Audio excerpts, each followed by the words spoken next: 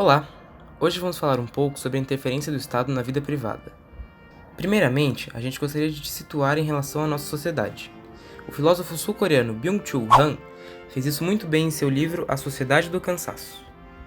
Nele, Han identifica que a nossa sociedade atual se encontra em uma etapa posterior à sociedade analisada por Foucault, que possuía a famosa lógica do vigiar e punir. Para exemplificar isso, ele diz o seguinte: a sociedade disciplinar gera loucos e delinquentes, já a sociedade do desempenho gera depressivos e fracassados. Tendo entendido isso, voltamos ao nosso tema e seguimos para a seguinte questão: por que deixamos o Estado intervir em nossas vidas? Para entender um pouco melhor isso, vamos te apresentar os 3 principais filósofos contratualistas, que são chamados assim porque estabeleceram um contrato social a ser aceito pelos indivíduos de uma sociedade. O primeiro e mais autoritário deles é Thomas Hobbes, cuja célebre frase "O homem é o lobo do homem" é muito conhecida. A partir dela já podemos entender um pouco da sua visão de mundo. Para Hobbes, o estado de natureza, ou seja, em que não houvesse um Estado, seria completamente caótico, pois em sua concepção, a sociedade necessita de um governo que a controle. Portanto, as pessoas devem abrir mão de sua liberdade para que o Estado garanta sua segurança. O segundo deles é Rousseau. Ele acreditava que o estado de natureza não era tão caótico assim, e que as coisas começaram a dar errado no momento em que o primeiro homem cercou uma terra e chamou de sua. Para ele, portanto, o homem é bom por natureza, mas é corrompido pela sociedade. Seu contrato social estabelece que os interesses da maioria devem ser priorizados em relação aos interesses dos indivíduos.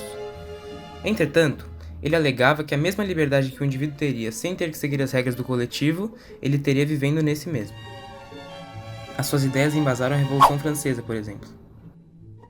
O terceiro contratualista do qual iremos falar é John Locke, que pode ser considerado o mais comedido dos 3. Isso porque ele concorda em partes com Rousseau ao considerar o estado de natureza como algo não tão caótico, mas ao mesmo tempo ele discorda dele em relação à propriedade privada.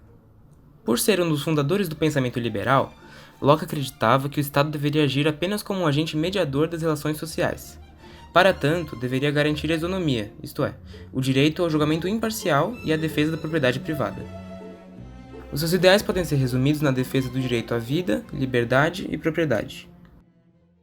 Agora que entendemos um pouco mais sobre os contratualistas, vamos ver agora um pouco sobre o precursor da economia moderna, Adam Smith.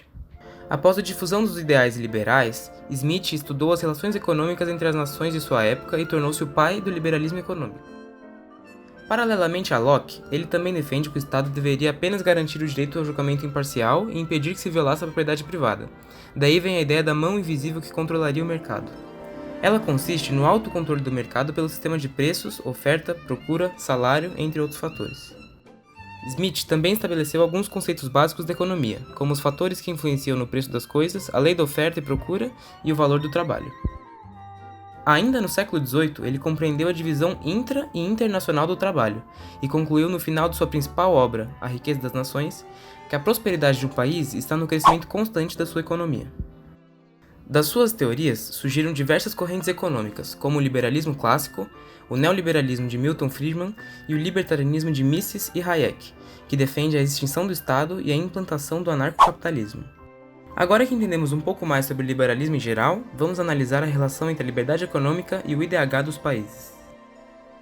Os primeiros colocados no ranking de liberdade econômica são Hong Kong, Singapura, Nova Zelândia, Suíça, Austrália e Irlanda. Todos eles se encontram entre os 16 países com maior IDH do mundo. Os últimos colocados desse ranking de liberdade são Coreia do Norte, Venezuela, Cuba e Congo. Desses, aquele que possui o maior IDH se encontra na posição 73 no ranking de IDH mundial. Para termos uma ideia, o Brasil se encontra na posição 153 do ranking de liberdade econômica, apenas 27 posições à frente da Coreia do Norte. Agora, devemos nos questionar por que nosso país tem tantas barreiras ao empreendedorismo e desenvolvimento do mercado interno.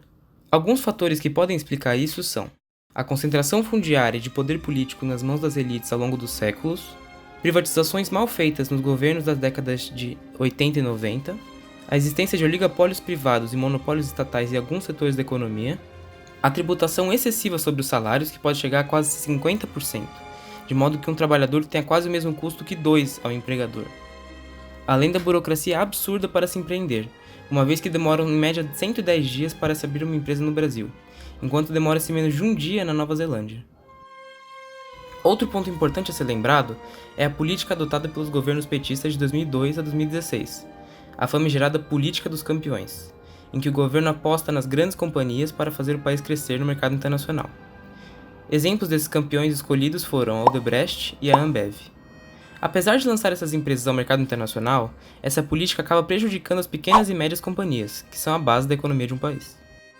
A política de aproximação aos países da América Latina, na esperança de estabelecer uma espécie de liderança geopolítica local, também contribuiu para que o Brasil se afastasse dos países mais desenvolvidos e investisse grande parte do seu produto nacional nos seus vizinhos, como Venezuela, Argentina, Cuba, Bolívia, entre outros países latino-americanos que também possuíam governos filiados ao Foro de São Paulo.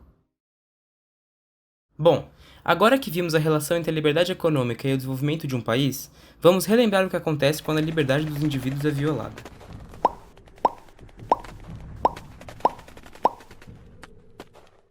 Para começar, gostaríamos de mencionar o filme V de Vingança. Trata-se de uma distopia, em que o ditador Adam Sutler controla a Inglaterra sob um regime fascista. Aí vai um trecho. Cruelty and injustice, intolerance and oppression. And where once you had the freedom to object, to think and speak as you saw fit, you now have censors and systems of surveillance coercing your conformity and soliciting your submission. We need cameras. How did this happen? Who's to blame? Well, certainly there are those who are more responsible than others, and they will be held accountable.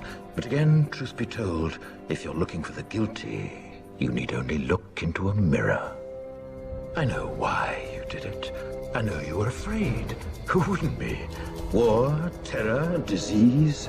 There were a myriad of problems which conspired to corrupt your reason and rob you of your common sense.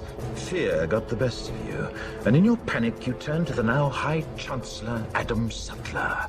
He promised you order, he promised you peace, and all he demanded in return was your silent, obedient consent. Essa dinâmica muito semelhante àquelas ideias de Hobbes aconteceram em grande parte dos regimes ditatoriais ao longo da história. Seguindo adiante, veremos um trecho do episódio final de Game of Thrones, em que a personagem Daenerys, depois de ter dominado a cidade de Porto Real, e queimado ela toda também, faz o seguinte discurso às suas tropas. Dovageris! Jemehenioti nohoti nasintas, seas postaruti hybridas. Sir, Daremi rosse istat, in vabatolvi o viho beoldi darvende. In veli basma tetostaor. In vabatolvi o viho ninronti raderat. Tolvrio pregelat. En wintervelva dornot. En laniso valiniot. En gyro geerot. Avar.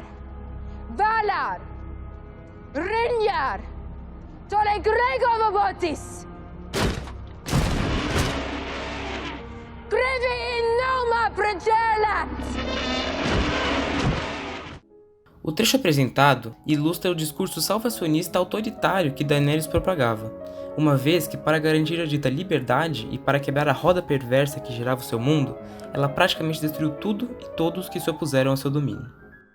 Podemos relacionar essa lógica ao famoso ditado popular: não se pode jogar o bebê fora junto com a água do banho. Também é inegável uma referência à dicotomia entre o capitalismo e o socialismo. Mas o mais intrigante pra gente é a diferença da postura do público com a personagem. Durante toda a série, Daenerys já apresentava sinais de sua tirania, como no evento em que ela assassinou os senhores de escravos e expôs as suas cabeças ao longo de uma estrada. Entretanto, o público só se manifestou contra a ditadura quando ela assassinou inocentes. Portanto, podemos identificar uma certa complacência da audiência com o código de Hammurabi adotado por Daenerys, ou seja, olho por olho, dente por dente. Após essas reflexões, gostaríamos de encerrar nosso trabalho com uma frase do célebre vencedor do Prêmio Nobel de Economia, Milton Friedman. A sociedade que coloca a igualdade à frente da liberdade irá terminar sem igualdade e sem liberdade.